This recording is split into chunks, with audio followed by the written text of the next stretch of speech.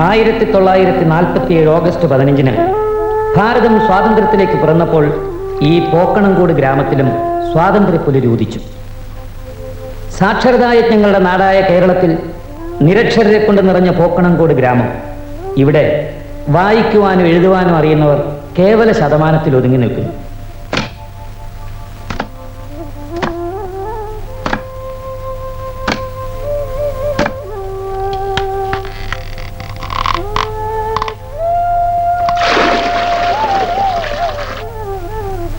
കൃഷി, മീൻപിടുത്തം, കന്നുകാലി വളർത്തൽ എന്നിവയത്രേ ഈ ഗ്രാമത്തിന്റെ ഉപജീവന മാർഗങ്ങൾ. വൻ വ്യവസായങ്ങളെ സംബന്ധിച്ച സ്വപ്നങ്ങൾ ഈ കോൺക്രീറ്റ് അസ്ഥികൂടുകളിൽ കുടുങ്ങി ദ്രവിക്കുന്നു. സമഗ്ര വികസനത്തിന്റെ പാതയിലേക്ക് പോക്കണംകോടിനെ നയിക്കാൻ ആരൊക്കെയോ നടത്തിയ ശ്രമങ്ങളുടെ അവശിഷ്ടങ്ങളത്രേ ഈ കൂറ്റനെടുപ്പുകൾ. ഗ്രാമനിവാസികളുടെ നിരന്തരമായ നിവേദനങ്ങളുടെ ഫലമായി അനുവദിച്ചു കിട്ടിയ പോലീസ് എയ്ഡ് പോസ്റ്റ്, ഗ്രാമവാസികളുടെ സ്വത്തും ജീവനും സംരക്ഷിക്കാൻ നാണനായർ, ഗോവിന്ദൻ നായർ എന്നീ രണ്ട് നിയമപാലകരുടെ വിശ്രമരഹിതവും സദാ ജാഗരൂകവുമായ സാന്നിധ്യം സഹായകമാകുന്നു. രണ്ട് ശരാശരി പോലീസുകാർക്ക് സർക്കാരിൽ നിന്ന് അനുവദിച്ചു കിട്ടുന്ന യൂണിഫോം തുണി ഗോവിന്ദൻ നായർക്ക് ഒരു നിക്കറും ഷർട്ടും കഴിഞ്ഞാൽ നാണനായർക്ക് കഷ്ടിച്ചൊരു ജോഡി വേഷത്തിന് തികയാറുള്ളൂ. നഗരത്തിലെ പോലീസുകാരെ പോലെ ഫാൻസ് ധരിക്കാനാവുന്നില്ല എന്നതിൽ ഇവർക്ക് തെല്ലു അമർഷമില്ല.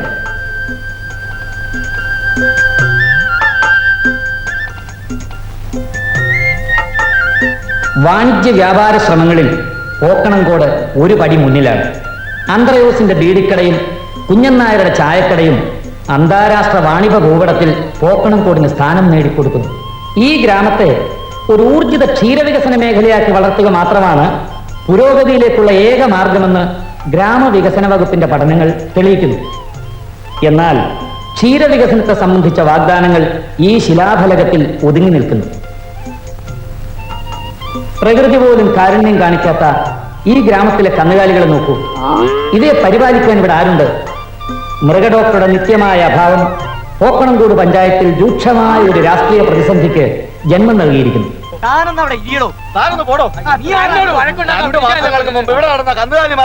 സമാധാനം പറയാ. കാമരാജന്റെ 2 കോഴി, പിന്നെ അവന്റെ പട്ടി.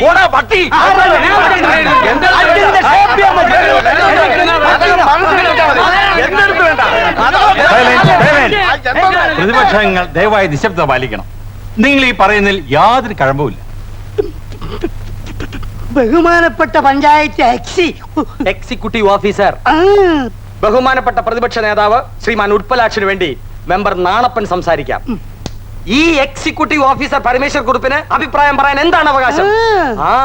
അത് നീ അറിയേണ്ട കാര്യമില്ല. അക്ഷരം കൂട്ടി വായിക്കാൻ അറിഞ്ഞുകൂടാത്ത ഈ ഉണ്ണാക്ക നായരെ രക്ഷിക്കാൻ വേണ്ടിയല്ലയോ ഈ എക്സിക്യൂട്ടീവ് ഭരണയെ ഇവിടെ കൊണ്ട് സ്ഥാപിച്ചിരിക്കുന്നത്. പ്രതിപക്ഷത്തെ ആകെയാണ് പട്ടി വിളിച്ചിരിക്കുന്നത്. പ്രതിപക്ഷത്തെ ഒന്നടങ്കം പട്ടി എന്ന് വിളിച്ച പ്രസിഡന്റ് രാജിവെക്കുക. പ്രതിപക്ഷത്തെ പട്ടി എന്ന് വിളിച്ച പ്രസിഡന്റ് രാജിവെക്കണം.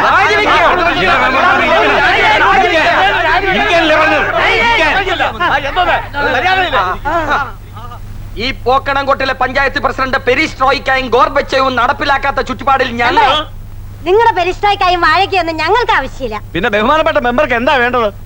ഇവിടെ പേറ്റു നോവുന്നാലും വയറ്റു നോവുന്നാലും വയറ്റാറ്റി നാണിയുടെ പച്ച മരുന്നല്ലേ ഉള്ളൂ. അതിന് ബഹുമാനപ്പെട്ട മെമ്പറോട് ഞങ്ങളാരും പറഞ്ഞില്ലല്ലോ 5 പറയാൻ. അതിനൊന്നും തന്റെ ഒത്താശ ഞാൻ ആവശ്യപ്പെട്ടില്ലല്ലോ. എന്തോന്ന് സൈലൻസ്? എനിക്ക് പറയാനുള്ളത് ബഹുമാനപ്പെട്ട പ്രസിഡന്റും അംഗങ്ങളും കേൾക്കണം. ഈ പഞ്ചായത്തിൽ ഒരു ഡോക്ടർ വേണം. എന്റെ പ്രകടന പത്രികയിൽ വാഗ്ദാനം ചെയ്തിരിക്കുന്നത് പോലെ അത് എന്റെ വാർഡിൽ തന്നെ വരികയും വേണം. അതെന്താ വനിതാ മെമ്പറിന്റെ പത്രിക ഇത്ര പ്രത്യേകത? ഞങ്ങൾക്ക് ഉണ്ടായിരുന്നു ഓരോ പത്രിക. അത് മെമ്പറിന്റെ കയ്യിൽ തന്നെ വെച്ചോണ്ടാ മതി. എന്റെ വാർഡിൽ തന്നെ ഡോക്ടർ വരണം. വനിതാ മെമ്പറെ ഞാൻ പിന്താങ്ങുന്നു. ഞാൻ കുറെ കാലമായി വനിതാ മെമ്പറെ പിന്താങ്ങുന്നു. അതങ്ങോട്ട് മത്തങ്ങയുടെ ചമ്മലുണ്ട്.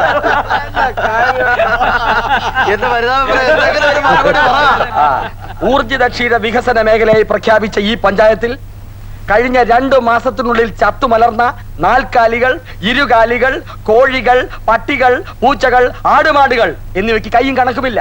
ഇതിനൊരു അറുതി വരുത്തണമെങ്കിൽ ഇവിടെ ഒരു മൃഗത്തിന്റെ ഡോക്ടർ വരേണ്ടത് അത്യാവശ്യമാണ്.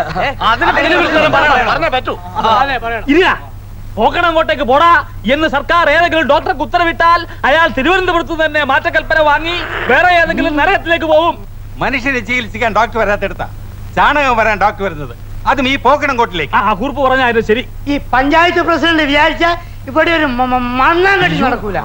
ഈ പഞ്ചായത്ത് ഉണ്ടായ കാലം മുതൽ ഈ കസേരയിൽ 8 കാലി കണക്കെ അള്ളിപ്പിടിച്ച് തൂങ്ങിക്കിടക്കുന്ന ഈ ഉണ്ണാക്കൻ പ്രസിഡന്റ് വിചാരിച്ചാൽ ഇവിടെ ഒരു മൃഗ ഡോക്ടർ എത്തുകയല്ല. മറുപടി ഒച്ചത്തി പറയണം. ഇരിക്കണോ പറയാം. എന്റെ അശാന്ത പരിശ്രമം കൊണ്ടാണ് ഈ പഞ്ചായത്ത് ഒരു ഊർജിത ക്ഷീര വികസന മേഖലയാക്കി പ്രഖ്യാപിച്ചത്. അന്ന് സൊസൈറ്റിയുടെ തറക്കല്ലിട്ടുകൊണ്ട് ഞാൻ ചെയ്ത അധ്യക്ഷ പ്രസംഗം നിങ്ങൾ ഓർക്കുന്നുണ്ടാവുമല്ലോ. ഇല്ല, ആ സമയത്ത് ഞങ്ങൾ ആരും ജനിച്ചിട്ടില്ല. ഇപ്പൊ തറക്കല്ലേൽ അധ്യക്ഷൻ ഉണ്ണിക്കണ്ണൻ നായ എന്ന് എഴുതിയിരിക്കുന്നതേ ഞങ്ങൾ വായിച്ചിട്ടുള്ളൂ.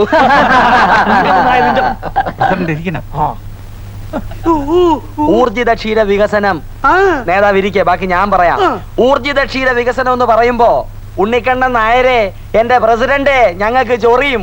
ഇവിടെ ഒരു മൃഗ ഡോക്ടർ വരണമെങ്കിൽ താൻ ആ കസേരന്ന് ഇറങ്ങണം, ഞങ്ങൾ കേറണം. ഈ ഉണ്ണിക്കണ്ണൻ നായർ ചത്താലും അത് നടക്കുകയില്ല.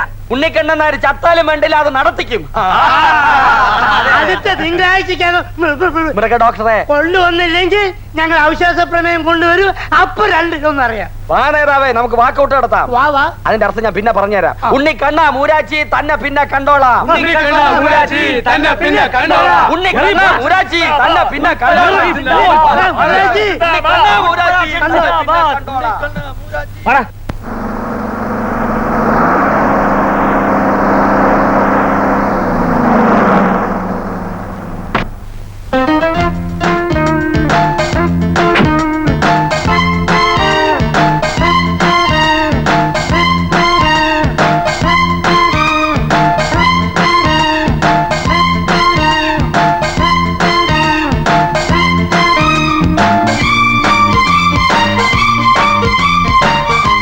UDC കുമാരി, പഞ്ചായത്തിലെ ഏക അപ്പർ ഡിവിഷൻ ക്ലാർക്ക്. ഇവൾ ചലിച്ചാൽ പോക്കണംകോട് പ്രായഭേദമന്യേ ചലിക്കുന്നു. ഇവൾ ചിരിച്ചാലോ പോക്കണംകോടും ചിരിക്കുന്നു. ഇവളുടെ അങ്കലാവണ്യം പോക്കണംകോടിന്റെ ഹരമാകുന്നു. ഇത്തവണ നമുക്ക് തന്നെയാണ് ഊരി ഊരി ഭൂരിപക്ഷം.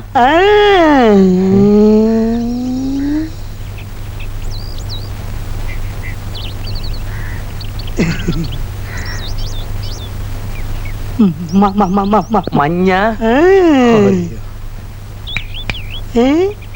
പോകാം.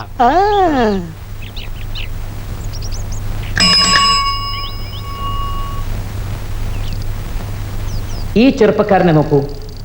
ഊർജിത ക്ഷീരവികസന പദ്ധതി സഫലമാകുമ്പോൾ ഒരു ഉപോൽപ്പന്നം എന്ന പോലെ രൂപം കൊള്ളാവുന്ന പാൽ സൊസൈറ്റിയുടെ സെക്രട്ടറി ആവാൻ ഇന്നേ തയ്യാറായിരിക്കുന്ന ഈ ചെറുപ്പക്കാരൻ സൊസൈറ്റി ബാലൻ എന്നേ സ്വയം വിശേഷിപ്പിക്കാറുള്ളൂ. എന്താ ഞാൻ പിണങ്ങി. എന്ത് പറ്റി?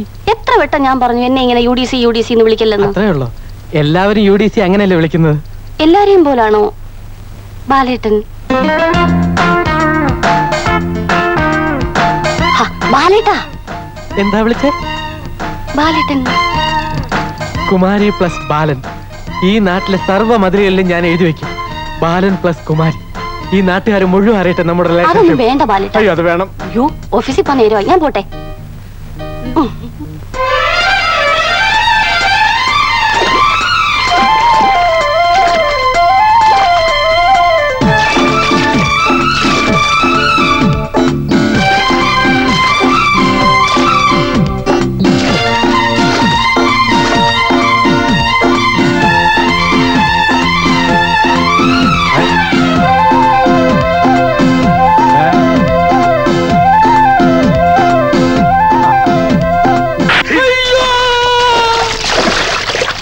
അതെ, അച്ഛൻ തന്നെ. എന്താ സംശയമുണ്ടോ? എന്താണ് ഇവിടെ ഇവിടെ സൊസൈറ്റി രൂപീകരിക്കും. അമ്മയുടെ സൊസൈറ്റി പോകാൻ